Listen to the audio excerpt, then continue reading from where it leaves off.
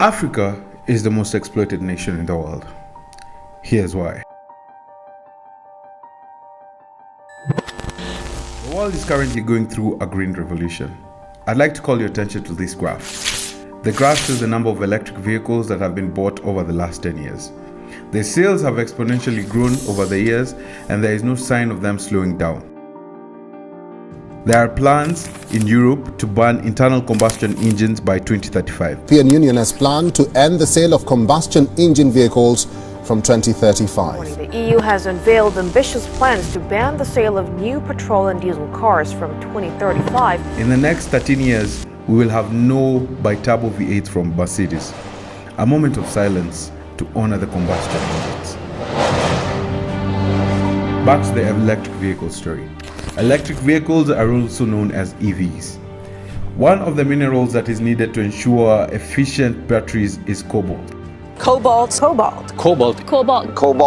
The reason cobalt's been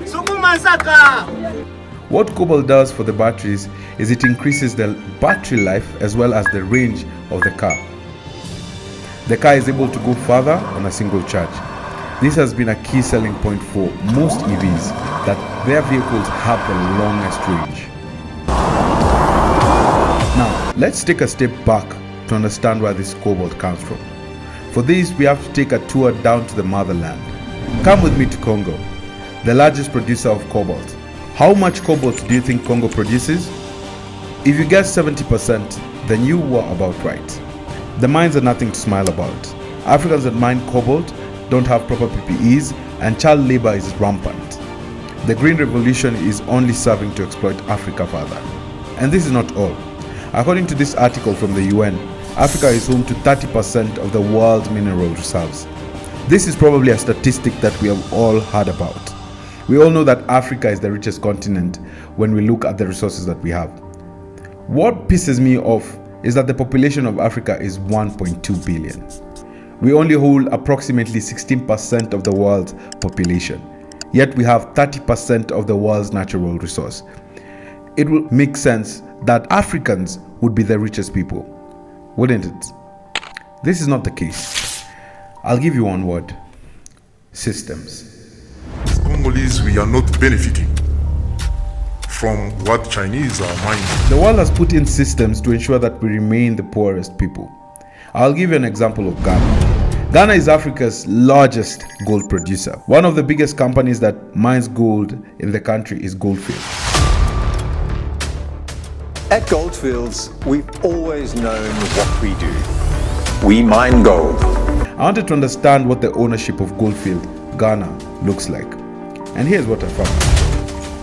70% of the company is owned by the parent company, and only 10% is owned by the government.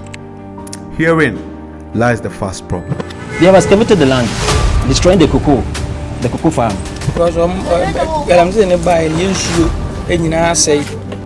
I would think that because the minerals are mined in Ghana, majority of the ownership would be sitting with Ghanaians. I decided to research further on this company. Apparently, it is the 6th largest trading gold company in the world, with operations in South Africa as well. Are you curious about what the shareholding of this company looks like? I am too. So I went to their website to find this out. Surprise, surprise. Most of the company is owned by USA, almost 40% of it. Now, let me bring this closer to home. Nairobi, for those of you that might not know, is also called the Silicon Savannah. Meanwhile, the media has started talking about Africa's Silicon Savannah and how Kenya may one day rival India and China as a high-technology giant.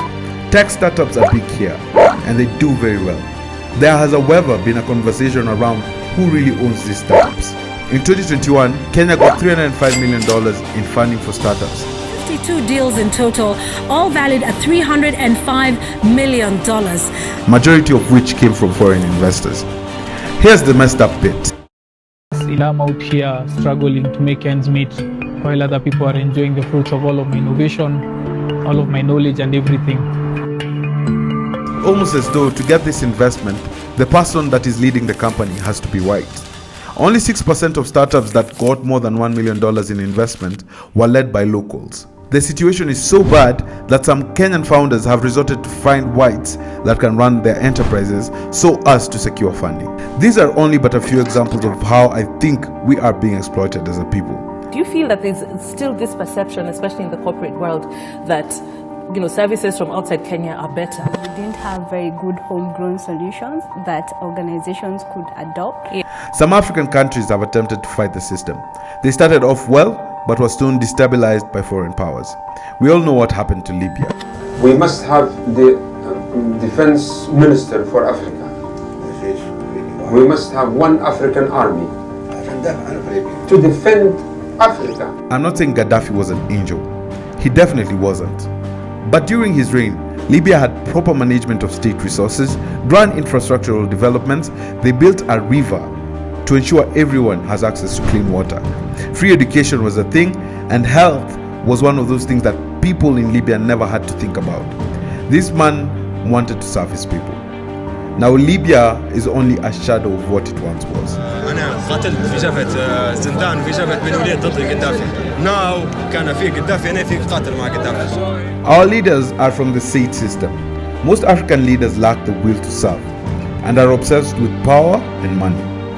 This has led to stunted growth that our continent is currently experiencing. The moment you realize that you cannot relinquish power because the new regime will come for you, then you know you have been a shit leader. Please pardon my French. The worst part is that the new regimes are never any different. What happens more often than not is that the new regimes view their ascent to power as the opportunity to accrue wealth, doing very little for the people. But guys, this is changing. The new generation is starting to realize that Africa has to come out of its shell. There are two fundamentals that we have to achieve. One, proper leadership with the people's interests at heart. And two, we have to be united as a people. This is the only way that we will be able to successfully fight the system. Ladies and gentlemen, that has been my time. I hope you've learned a thing or two. Thank you. Africa must come together for us to survive.